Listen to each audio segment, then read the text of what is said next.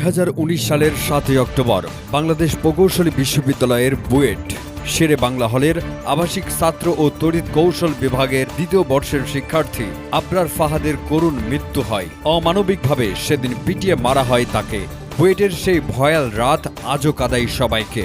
সেই আবরারকে নিয়ে নির্মাণ হয়েছে short film room number 2011। Jahangirnagar বিশ্ববিদ্যালয়ে শিক্ষার্থী শেখ জিসান আহমেদের উদ্যোগেই নির্মিত হয় সিনেমাটি। এতে প্রায় শতাধিক শিক্ষার্থী অভিনয় করেছেন।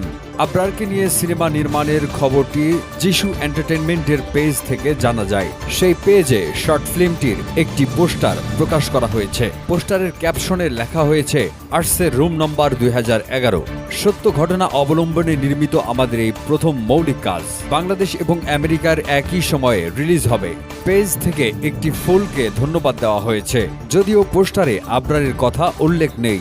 বিষয়টি নিশ্চিত করে যিশু এন্টারটেইনমেন্টের সিইও শেখ জিসান আহমেদ বলেন, হ্যাঁ, এটি আবরার ফাহাদের ঘটনা অবলম্বনে নির্মিত হয়েছে। বর্তমানে ফিল্মটির পোস্ট প্রোডাকশনের কাজ চলছে। ইচ্ছা আছে আগামী 7 অক্টোবর আবরারের মৃত্যুবার্ষিকীতে সিনেমাটি মুক্তি দেওয়ার। তিনি আরও বলেন, 25 মিনিটের হতে পারে সিনেমাটি। সামাজিক যোগাযোগ মাধ্যম ফেসবুক, ইউটিউবেও মুক্তি দেওয়া হবে ফিল্মটি। বাংলাদেশ এবং আমেরিকায় মুক্তি পাবে রুম নম্বর 2011। সিনেমাটি নির্মাণের সহযোগিতার বিষয়ে জিসান বলেন, আমাদের প্রথম মৌলিক এই ফিল্মটির সহযোগিতায় রয়েছেন আমেরিকার বাংলাদেশি সংগঠন একটিফুল। প্রসঙ্গত, ছাত্রলীগের কিছু নেতাকর্মীদের বিরুদ্ধে আবরারকে পিটিয়ে হত্যার অভিযোগ ওঠে।